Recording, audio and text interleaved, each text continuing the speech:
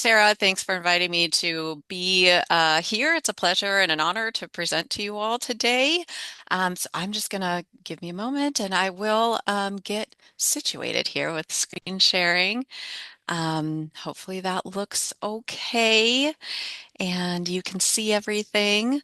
I am getting a warning, unfortunately, Sarah, that my internet connection is unstable. So just give me a heads up if you aren't able to hear or see what I'm presenting, okay? And we'll just go with it. It's what We'll be we do at monitoring. Kelsey, that sounds great, and we'll let you know. Thank you so much. Okay, so um, yeah, so again, my name is Kelsey, and I am an extension educator at Minnesota Sea Grant. And I'm also coordinator of a regional network that we call the Hazardous Material Transport Outreach Network, or HAZMATON. And Mark and I are both members of that network, and want to thank Mark as well for helping me put together the presentation today and then the resources that we're going to share with you after. Just a word of warning. This presentation today is going to be very Great Lakes centric, but much of the information that we're presenting will be relevant to any marina, whether it's in freshwater or saltwater. And so today our plan is to share just a little bit of information about the frequency of oil spills at marinas in the Great Lakes, regulations governing oil spills in the United States, focus on prevention, and then give you some information about what to do if a spill happens at your marina. And any one of these topics could be a day-long training session. So this is really much more of a lightning talk or a refresher. And for that reason, we are ending the presentation today with a bunch of resources so that you can dive more deeply into any of these topics if you so choose. I just want to put a quick plug in for, again, the Hazardous Material Transport Outreach Network, or HAZMATON. We provide education and outreach about the transportation of petroleum products throughout the North American Great Lakes region, Lake Champlain, and the Hudson River region. And if you're interested in learning more about us, you can go to hazmaton.org, hazmaton.org, and sign up for our newsletter. We have our own webinar series happening in the summer, so you might want to check that out as well. All right, so I'm going to give just a quick background about spills in the Great Lakes.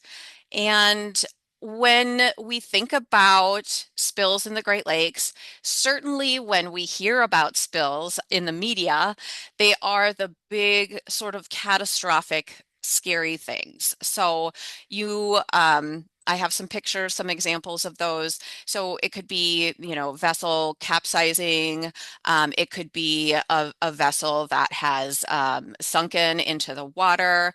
There's a photo here of a diesel fuel spill that occurred near Silver Bay Marina, affecting the marina as well as the surrounding waters. And so these are the things that you kind of see here in the media. But, in reality, marina spills in the Great Lakes, really 98% of them are less than 1,000 gallons, which is what the Coast Guard considers to be sort of a minor spill in the grand scheme of things. Of these, the majority are less than 25 gallons. But marinas really, they are at a greater risk of spills because they are located at the water's edge. There are a lot of boats with a lot of fuel. But again, the vast majority of marina spills are small. So you might be thinking to yourself, well, Kelsey, why are we having this conversation today then? Why is it important that we think about preventing spills if the spills really are very small? It is really because over time, the cumulative impacts of even small volumes of oil spills can add up to a large impact. This is what we call chronic damage to ecosystems. So a little bit of damage over a long period of time really adds up. And even those small volume spills can quickly spread and impact a very large area, impacting water, impacting shoreline. And of course, the boating industry depends on clean water and healthy fish stocks, and oil really affects those organisms that are at the base of the food chain, like phytoplankton, as well as marine mammals, shorebirds, fish. Those all sort of add up again over time. In order for a spill to occur, there really needs to be four things: oil product, operational failure, human error, and an overboard route. Three things. And so that can happen at marinas during vessel refueling, vessel maintenance, either on dock or in the water, boat storage. Again, there are occurrences where vessels sink, vessels can catch fire. Um, I'd like to touch just briefly on regulations that govern reporting and response to oil spills, as well as regulations that concern safety of the people who are doing the cleanup. And the first two regulations that I want to mention are those that really affect the governance of oil spills themselves. The first big one is the Clean Water Act, which was passed in 1972, meant to preserve the biological, chemical, and physical integrity of our waters. It makes it illegal for any person to discharge any pollution from any point source into navigable waters. Those are waters that boats can go in. And importantly, requires any spill that creates a sheen on the water to be reported to authorities. Uh, Following the Exxon Valdez oil spill in Alaskan waters, the Clean Water Act was amended to include the Oil Pollution Act, which occurred in 1990. And this is really addressing issues associated with preventing, responding to, and paying for oil pollution incidents. This really changed, it was a game changer in terms of the nation's ability to prevent and respond to oil spills. But there's also regulations that govern the safety of the people who are cleaning up the spills. Those really fall under the Occupational Safety and Health Administration, or OSHA. And the rule that I want to bring to your attention is the Hazardous Waste Operations and Emergency Response Final Rule, HAZWOPER. That's a fun acronym to pronounce. HAZWOPER is really about training employees to know their responsibilities. Many marinas have at least one employee with this training. If you don't have this training, you cannot engage in response and cleanup operations when it comes to an emergency spill. And this training really includes three different levels. So the first level, level one, is for employees who are likely to witness or discover a hazardous substance release and whose actions may be limited to just calling the appropriate authorities. And level two is for employees who actually would respond, be part of that initial response to a spill. Level three is for those employees who are with it for the entire duration of the spill. They're really involved in the whole thing from start to finish in a really aggressive and aggressive way. All right. So common causes of spills at marinas really include human error, equipment failure, poor maintenance, negligence, fatigue. I'm just going to briefly cover some of the best management practices or BMPs that have been found to decrease the risk of spills at marinas. We're not going to be covering all of the BMPs. We're really just focusing on our top three here. For example, we're not going to cover BMPs associated with installing and protecting petroleum storage tanks in this presentation. And the first I want to cover is maybe the area of a marina that is most prone, or the operation at a marina that is most prone to spills, and that's vessel refueling. So fuel can escape from the vent, and collection devices like the one that's pictured in the photo can capture that overflow. Um, when it comes to refueling vessels, fuel gauges are often inaccurate due to the waves and the listing of the vessel. So it's really very important to attend the nozzle at all times when you're refueling, to fuel slowly and listen for a change in the pitch, indicating you are nearing capacity of the fuel tank, to not fill the boat all the way, and to not rely on the automatic shut off. If possible, using absorbent pads and those overflow cups around the deck fill and the vent can really help to prevent any potential spill during vessel refueling. And of course, disposing of oil absorbent materials properly is really, really important. Pictured some of those used oil collection containers on the screen.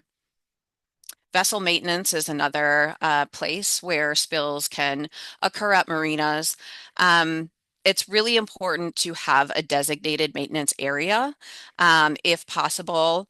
One that is on land to know the locations of the storm drains at your marina. Make sure vessel maintenance is done away from those areas. Offering spill-proof oil changes is something that can be really helpful. Um, Making sure that the folks that are at your marina, using your marina, know where the used oil collection areas are, preventing that orphaned waste, and really being the promoter, the communicator, the champion of good fueling and boat maintenance to your boaters. All right. Finally, emergency planning. So very important to have a spill prevention, control, and countermeasure plan. So this is a oil spill prevention plan, essentially. That plan is going to outline where your oil response equipment is, what it is, where it's located, how to use it. It's very important to maintain that equipment and know how much you have on site. Um, this planning process really gives you an opportunity to think about where your spill-prone areas are in your marina and to store that response equipment where it is convenient and accessible and where it could be most needed. Also important to post that U.S. Coast Guard National Response Center phone number prominently in your marina so that folks know the number to call if something were to occur and there is a sheen on the water. Okay.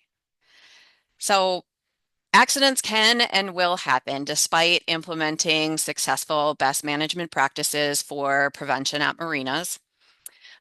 For example, there was a marina in Ohio that had a transformer fall into the marina waters. Transformers contain insulating oil. This is an example of something that really is a scenario that cannot be prevented. This is something that is a total unforeseen circumstance. So spills do happen. Um, we're gonna revisit just for a moment that HAZWOPER final rule again, because I think it's important to cover what is an incidental release versus what's an emergency situation. So really important to know the difference and to know what that means. Responses to incidental releases of hazardous substances are where the substance can be either absorbed, neutralized, or otherwise controlled at the time of release by the employees in the area. And they are not considered emergency responses within the scope of the HAZWOPER standard. So for your marinas, it's really important to ask yourself, what are the hazardous substances that you have on site? What are those properties of those hazardous substances? What are some of the spill-prone areas and the circumstances that could happen, different scenarios that could happen at your marina, which could result in release of one of the hazardous materials on site? What are some scenarios in which an incidental spill could actually be turned into something of more an emergency spill. So these are really important things to think about and consider and incorporate into that oil spill prevention plan. So incidental spills do not pose a significant safety or health hazard to employees in the immediate vicinity or to the worker cleaning it up. Nor does it have the potential to be an emergency. In this case, the spill is manageable. The substance is known. That's very important that the substance is known. It doesn't require evacuation or specialized equipment besides standard personal protective equipment of the person cleaning it up. So an example of this would be a small amount of substance that's considered, we know what it is, it's considered low in toxicity, and it's released from a valve during a maintenance operation that was performed away from the water. So marina staff who are exposed to or who clean up incidental spills, they need to have proper personal protective equipment, the proper cleanup equipment, and training as part of that oil spill prevention plan. A spill is considered an emergency when it contains an unknown substance or a mixture with unknown or unpredictable reactions. So these are things that any size of spill really is considered emergency because they are highly toxic. They pose a risk of explosion because they are flammable.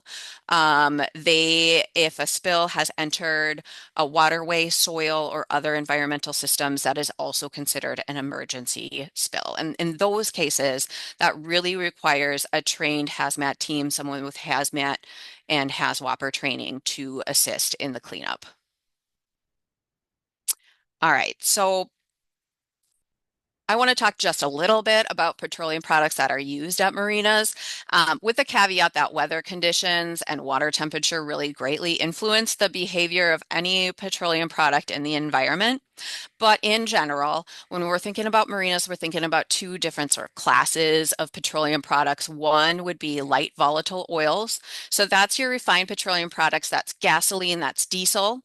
These are things that are flammable. That means that it's a liquid that can be ignited at room temperature. So very low flash point. These are things that flow easily. They spread very quickly. They can evaporate, but they can also penetrate surfaces like skin. And they can be toxic to humans, fish, and other living organisms.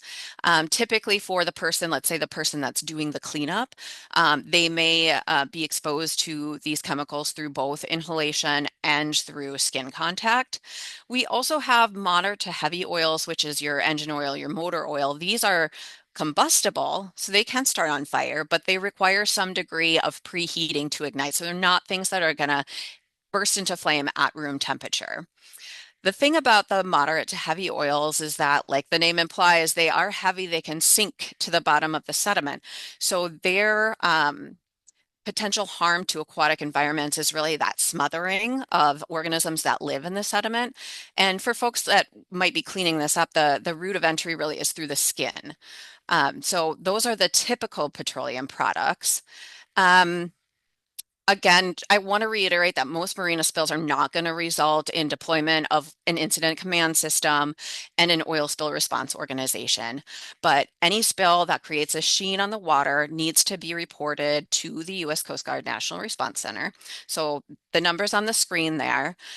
If a spill is on land and away from environmental systems, the reporting threshold under federal law at least exempts spills less than 25 gallons. So that kind of gives you an idea of volume that's considered an emergency. And state to state, reporting laws definitely vary, but the order of reporting is typically you're going to first contact marina management, then local fire department, then call that number of the National Response Center, and then you're going to contact state authorities.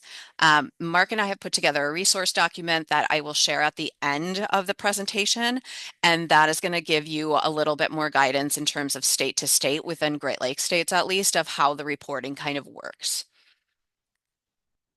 When you do make a call, what do you report? Well, first you report your information. Who are you? Where are you calling from? What marina are you calling from? Where is it located? What was the date and the time that the spill occurred? Where did the spill come from and why did the spill happen? So source and cause, the type of material that's spilled, if you know it, how much, about how much you think was spilled, if there's an immediate danger or threat posed to shoreline areas, to people in within the marina, if there are injuries that occurred, and what the weather conditions were at the time of the spill, what they are now, what they might be in the future. So those are the things you want to convey when you do report. And for an emergency response situation, handling oil boom and serving on the front lines of a response isn't typically where marina staff can be most helpful. And that's again because compounds in petroleum products can be dangerous to humans. That's why HAZWOPER training is required for those engaging in cleanup and response operations.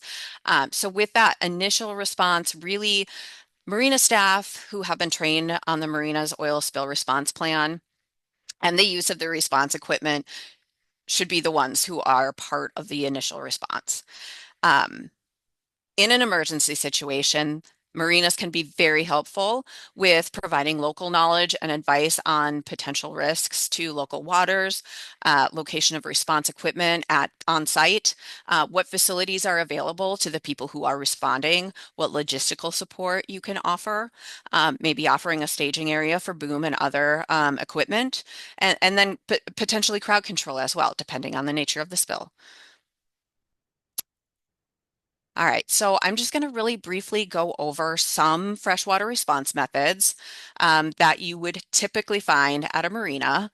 And four things to remember really here with response is secure, contain, recover, and protect. So stop the sources of the spill.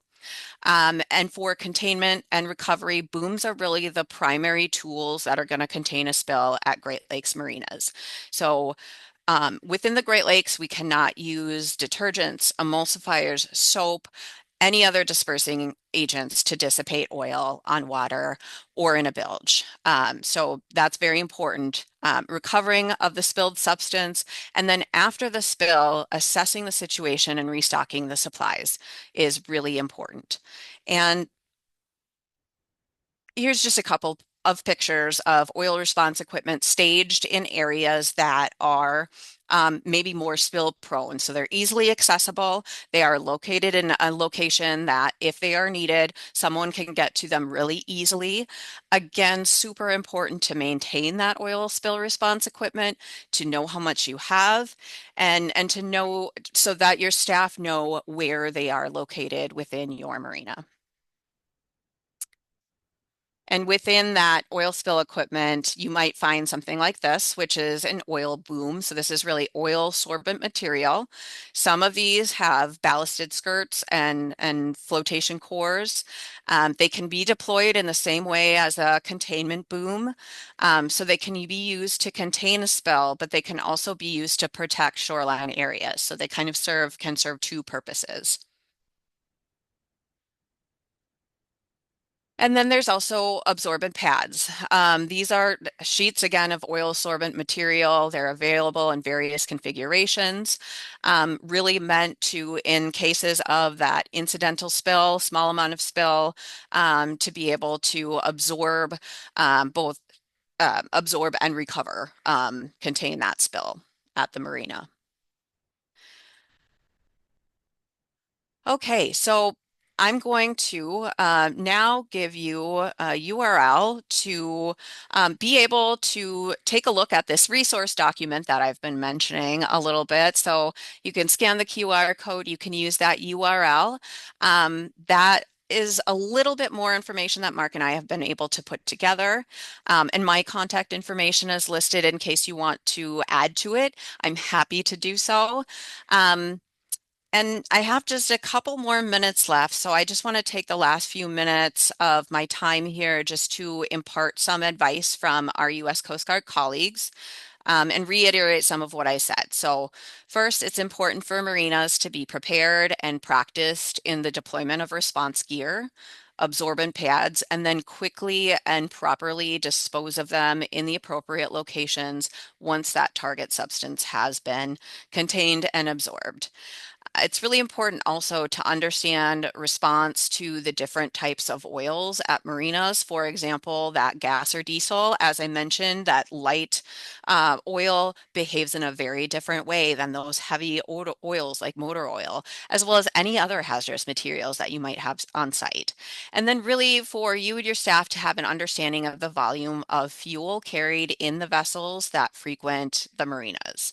So again, I think we have a few minutes that I can take questions, and it's been a pleasure to talk to you all today. Hopefully, this was helpful. I hope that the resource document is helpful as well. And I'm going to stop sharing now, and we can maybe answer a few questions.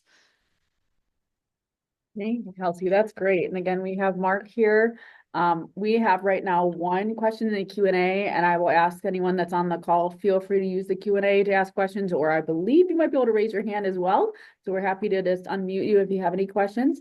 But we'll go ahead with the first question. And Mark and I were kind of researching as we were around there. So the question is, I saw a slide mention oil/water separators. Is it common in the Great Lakes for oil water separators to be available to boaters for something like pumping out oily bilge water? If so, can you talk a little bit more? Are they often free? Where are they commonly installed? So we have some answers but happy to hear your take on it too, Kelsey. Yeah, no, I am. I think that it is a best management practice to have them, but I'm less familiar with Great Lakes versus the rest of the United States, how common they are. And so, Sarah, I'm really eager to hear like what you were able to find. Yeah, so generally my experience with oil water separators, and I'm happy to type this in the reply, but I'm going to speak now, is most of the time it's at the marina itself and it's for larger scale, like they'll have it built into the ground or on the side for like if they're doing their operations and work at the marina. I think because generally our vessels in the Great Lakes are smaller, I believe in the oceans, the ocean going vessels and on our Lakers, on our Great Lakes ships, yes, they'll have oil because their builders are ginormous and it makes sense. So something that Mark and I were thinking about is kind of, I guess, an alternative where I don't see there being a lot, if any, recreational vessels on the Great Lakes with oil water separators or being able to add them into it. Is what we would consider, I guess you would say oil absorbent pads or supplies that would go in the build. Yeah. So of course I don't have one, but I should have brought a prop. We typically provide through our Clean Marina program like a build sock or something that is small, can go in various sizes of recreational boating vessels. And it's meant to soak up. It won't, obviously, it's not an oil water separator. It won't completely, but it offers something that's better than nothing. It is very affordable. Sometimes you might even be able to possibly, I'm just throwing out ideas, maybe reach out to a local agency for grant funding for this types of stuff, for water resources protection. And I will ask you, Kelsey, I would imagine that there is something to be aware of proper disposal methods for that. So say once you do put a build stock in a boater's bilge, that then becomes a pad that has oil in it. So how would you Yeah. dispose of something like that? Yeah. Right. Yeah. So that's where that clearly marked containment for used oil is really important to have and for folks to know the location of that area. So yeah, that would be the proper disposal. Yeah. So just to Um, make it clear, once that pad becomes absorbed oil, it becomes designated as a used oil, yeah. therefore designated as a hazardous waste, and you have to treat Yeah. it as such. You cannot put it in a dumpster. Again, we appreciate you're doing the right thing. You're soaking up that hazardous material, and then it's just a matter of, I would recommend reaching out to your marina, saying, hey, I had some leakage in my bilge. Please, can you tell me where to properly dispose of this? If your marina doesn't have a facility, you may have to do some research, but typically there's somewhere along the shoreline that's going to have a hazardous waste or used oil disposal that they should be able to take small things like a bilge sock. So, Yeah. and those can be found at generic marine stores all along the Great Lakes and beyond. So, Yeah. looks like we have Do we have one. time for more? I think we'll take one more if that works, just because I appreciate and Yep. folks, thank you for being on with us today.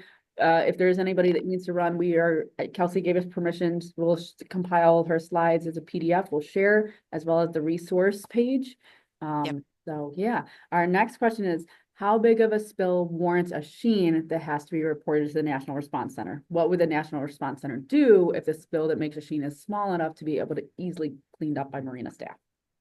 Yeah. And so how big of a spill, like in terms of volume, really depends on the substance that has been spilled.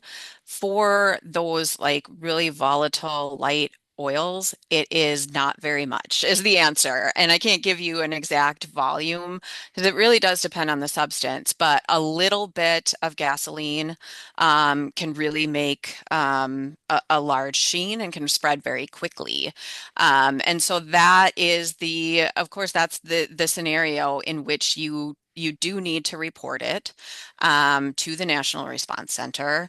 And the National Response Center, in terms of what would they do, I consider them to be a place where you can go to communicate that you have done the right thing in terms of, you know that there's a spill, you've cleaned it up, or you know how to clean it up, you're properly trained, but then to also rely on them for their guidance for how to appropriately respond to that spill.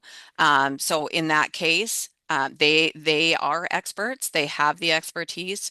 Make sure that you are utilizing them to both communicate that there was an accident, a little spill occurred, but then also to be able to use them as a source of expertise for how your staff, who are trained in how to respond to the spill, would be able to appropriately respond and make sure that you've gone about things in the correct way. So they're not there to write you up, give you a citation, to be uh, a finger wagging at you. They're there for their expertise and their guidance.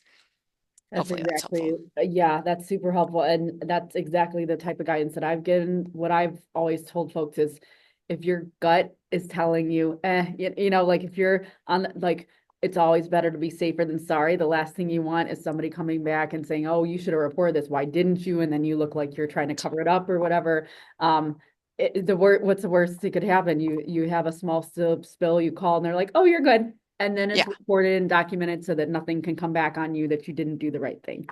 right. Yeah. So when in doubt, call. When in doubt, call. Yeah. Right.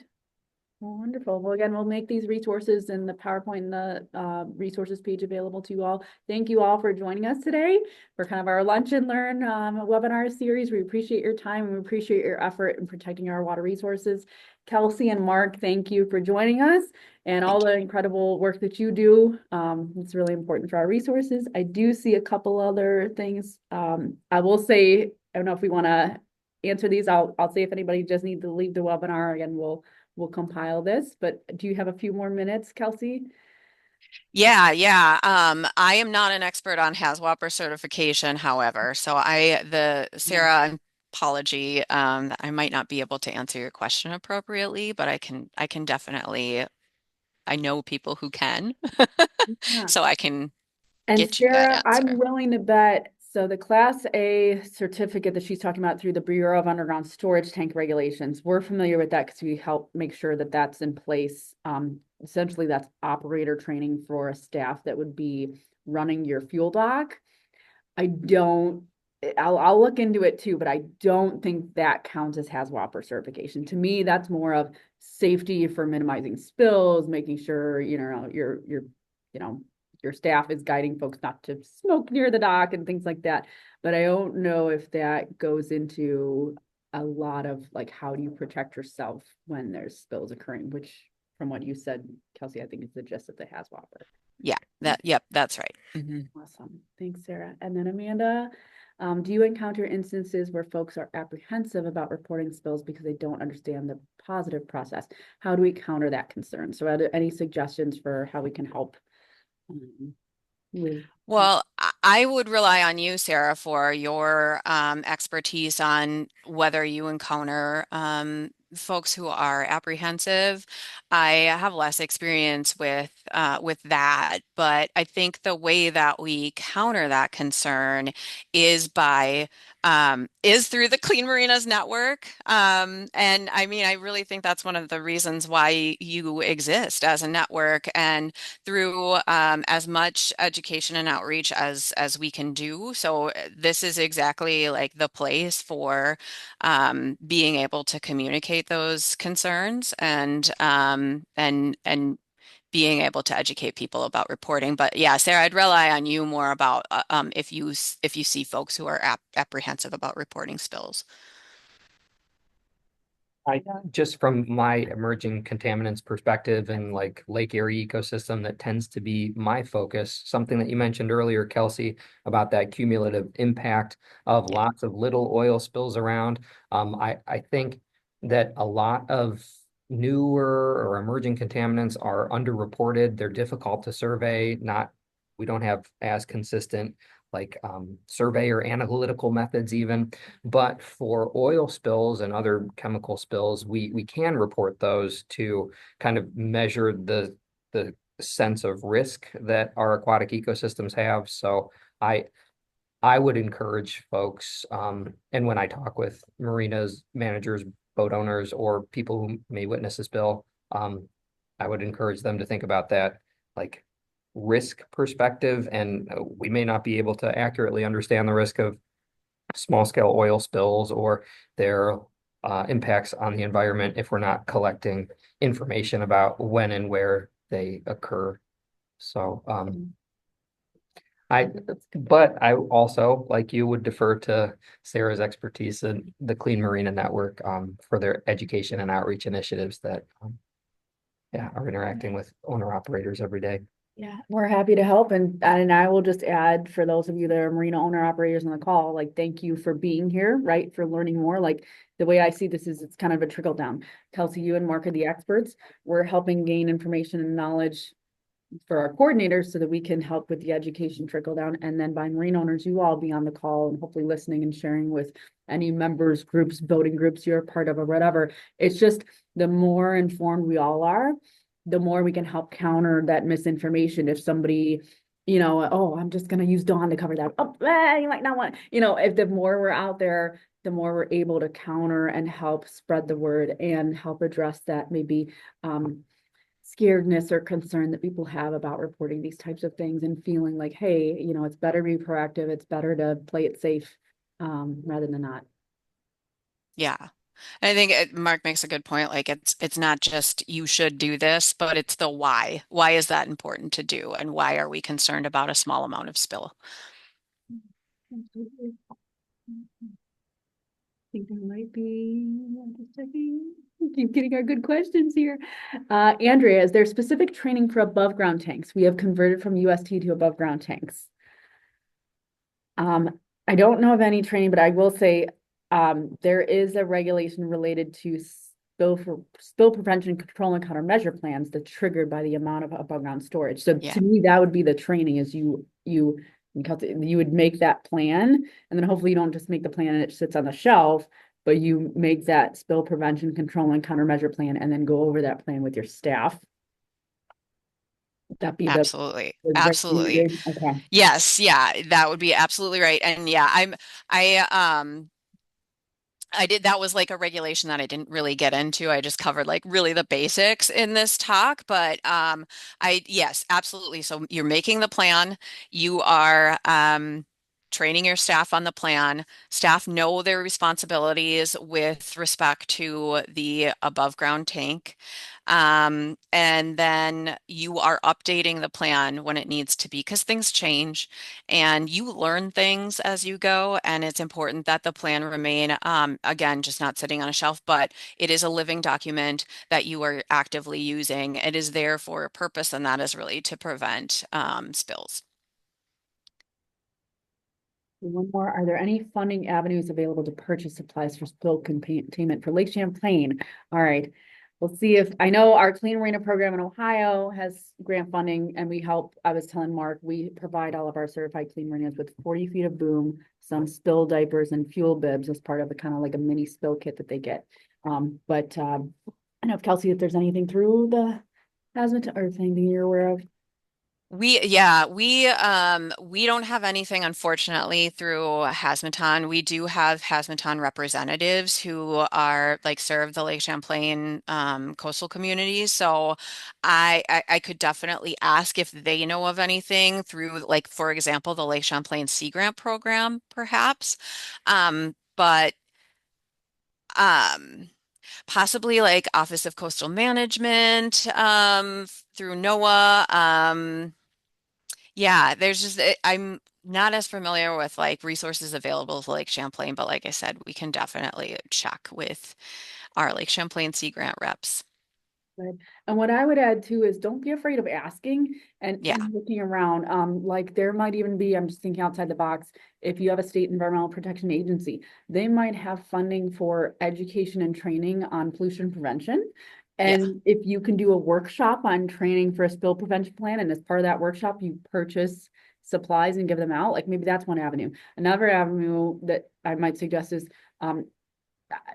in the past, I've heard of different organizations, even nonprofits, going to like your West Marine or like neighborhood marine store and asking for donations. Like, would they sponsor a spill cleanup or a beach cleanup or something? Get there, and then as part of that, they give out. So not kind of large scale, but just to have something is better than anything, to have a small amount of spill prevention supplies distributed out there.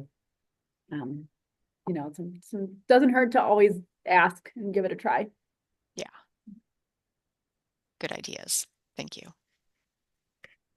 I don't know if you have any other questions. Thank you all again for being on. This is great. We'll compile some of the stuff, and again, feel free to reach out to the network or to any of our speakers or ourselves for additional information, or if you have any additional follow-up questions. Awesome.